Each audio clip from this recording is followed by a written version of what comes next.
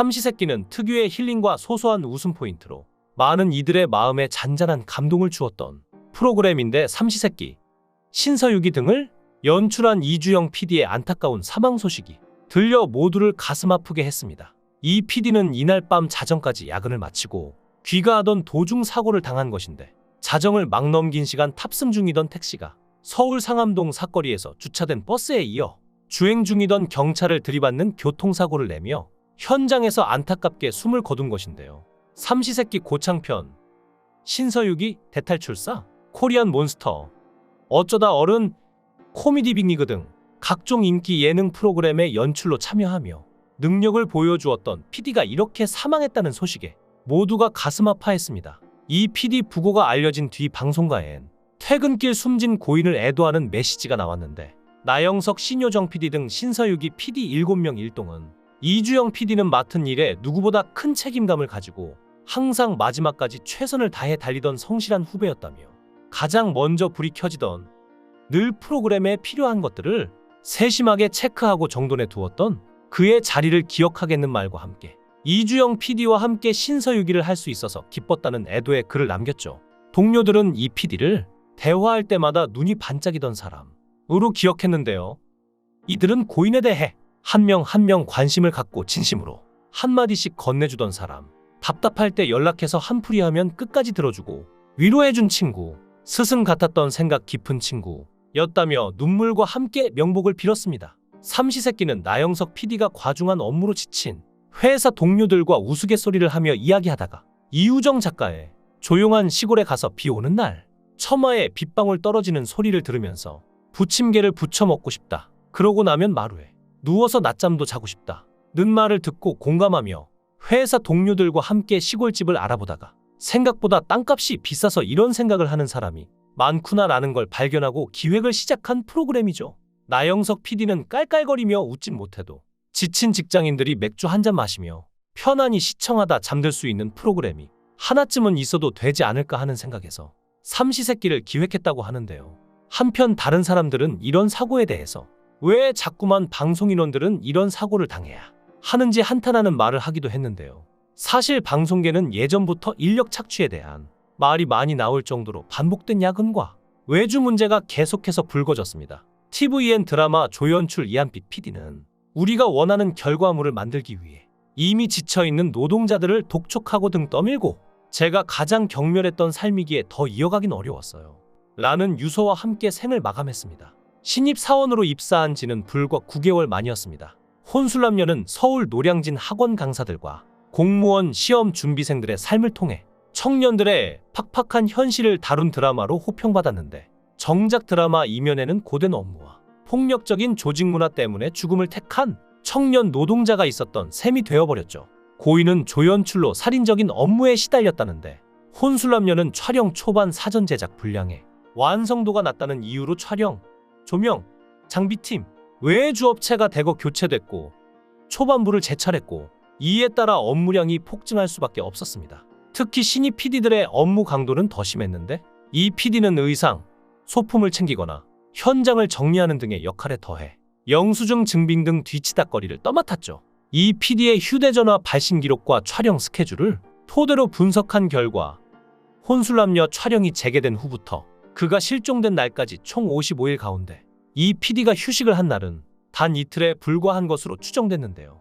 이름을 밝히지 말아 달라고 요청한 드라마 스태프는 인터뷰에서 집에 거의 들어갈 수 없고 씻지도 못한다, 오늘인지 내일인지 모를 날들이 이어진다 고 말하기도 했습니다. 게다가 이 PD는 촬영 기간에 숱한 언어폭력에도 시달렸다고 하는데, 녹취록과 메신저 기록을 보면 혼술남녀의 선임 PD 등 촬영 관계자들은 고인을 향해 진짜 한 대 후려갈길 뻔했다, 퇴사에 대해 고민하고 있으면 지금 나가라 등의 발언을 한 것으로 드러났고, 회사는 혼술남녀 종영 직전 이 PD를 드라마 제작과는 관계없는 기획부서로 발령냈죠.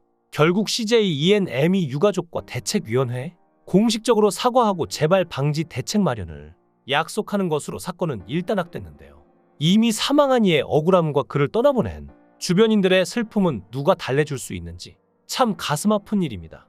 이런 안타까운 사건은 더 있었습니다. 오랫동안 자연 다큐멘터리를 찍어온 독립 PD인 김광일, 박환성 PD는 남아프리카 공화국에서 직접 밤 운전을 하다가 교통사고로 사망했습니다. 박한성 PD는 출국 전 EBS가 정부 제작 지원금의 40%를 간접비 명목으로 내놓고 저작권까지 양도할 것을 요구했다고 폭로했는데요.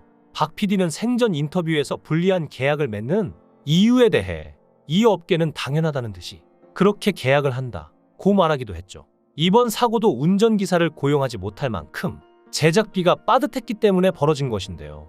또 CJB 청주방송에서 일하던 이재학 PD가 스스로 목숨을 끊은 사건도 있었습니다. 프리랜서였던 그는 자신과 동료들의 처우 개선을 요구했다가 모든 프로그램에서 하차당했고 근로자지위 확인 소송을 냈지만 1심에서 패소했죠.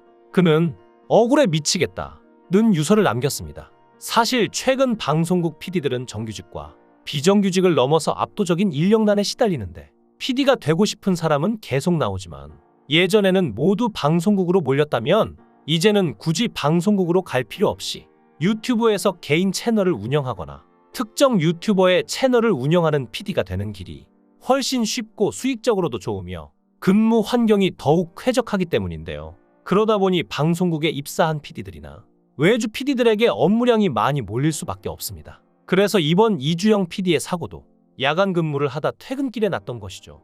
사실 지상파가 새로운 인원을 채용하지 않는 것도 한몫합니다. 대부분의 채용 시장이 그러하듯 지상파 채용의 문도 코로나19를 맞이해 더욱 좁아졌는데 사실 훨씬 그 이전부터 분위기가 달라지고 있었습니다. 단적인 예를 들자면 KBS는 오랜만에 아나운서 직군을 뽑지만 SBS와 MBC에는 아나운서 직군이 들어있지 않죠. 뉴스를 보면 계속 프리랜서 선언을 하는 아나운서가 늘고 있다고 하고 프리랜서 아나운서들 사이에서도 생존을 위한 경쟁이 심화된다고 하는데 막상 업계에 새로 수급되는 인력은 없는 셈인 것인데요.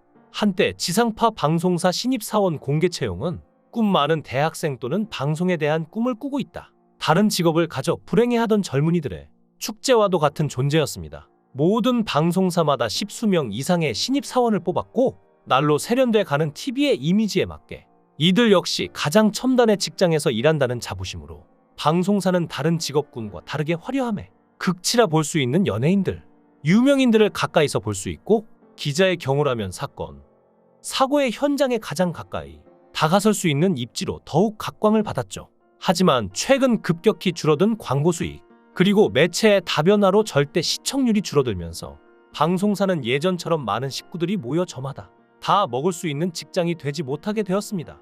그만큼 지금의 지상파 매체 환경이 빠르게 변하고 있는 셈인데 과거에는 신입사원을 뽑아 이들을 뿌리로 회사에 기둥을 세우는 게 맞다는 생각이 지배적이었지만 지금은 성과주의로 변했다고 하는데요. 출신이 어디든 당장 방송사의 프로그램을 윤택하게 만들 수 있는 경력직의 인사들이 각광을 받는 것이죠. 조급증을 유발할 정도로 방송가들이 겪고 있는 위치의 불안감에 따른 결과였습니다. 핵심은 TV가 더 이상 주도적인 미디어가 되지 않는 환경이라는 점인데 요즘 신문방송학과에서는 지상파에 입사하기보다는 유튜브를 통해 감각을 키우고 그를 바탕으로 넷플릭스 같은 업체에 들어가라는 말이 정설로 여겨지고 있는데요.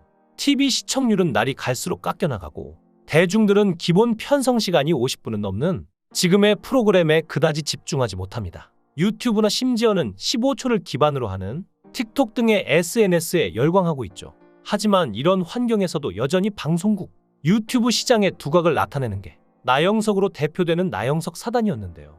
나영석은 KBS 간판 예능 프로그램 1박 2일로 스타 PD 반열에 올랐고 CJ ENM 이적 후 꽃보다 할배, 삼시세끼, 신서유기 서진이네 등을 연출하며 예능 PD 정상의 위치에 섰죠. 그는 이후에도 도전과 변화를 멈추지 않고 유튜브 크리에이터로 활동 영역을 확장, 650만 구독자를 보유한 출장 15야를 만들며 유튜브 시장에도 성공적으로 안착했습니다. 나 PD는 지금 콘텐츠 업계는 춘추전국의 시대예요. 어떻게 경쟁해야 하는지 저도 알지 못하죠. 그런데 사람들이 다양한 취향을 적극적으로 표현하는 시대에 살고 있다는 점은 분명해요. SNS와 알고리즘을 통해 좋아하는 것을 끊임없이 보잖아요. 콘텐츠 제작도 마찬가지예요. 마치 SNS에 자기 취향의 사진을 찍어 올리듯 유튜브를 통해서 나의 취향을 그대로 보여주면서 사람들의 마음을 사로잡아야 해요. 라고 말했는데요. 큰 인기를 끌었던 나불나불도 이러한 유튜브 전략의 연장선이었습니다. 예전에 1박 2일을 연출할 때 출연자들이 차에서 이동하면서 사담을 나누는 장면들이 무척 재밌었는데 길게 내보내지 못했는데 나불나불에선 철저하게 개인 경험에 관한 사담을 나눌 수 있었고 이것이 많은 구독자들의 사랑을 받은 것인데요. 이런 산업의 가상 최전선에 있던 이주영 PD의 사망으로 모두가 가슴 아파하는 지금 또 다른 희생자가 생기지 않도록 모두가 관심을 갖고 보다 나은 환경에서 일할 수 있도록 도와야 할 때가 아닌가 싶습니다. 여러분의 생각은 어떠신가요? 귀한 시간 내서 영상을 끝까지 시청해 주셔서 대단히 감사합니다. 구독과 좋아요 부탁드립니다. 강산TV였습니다.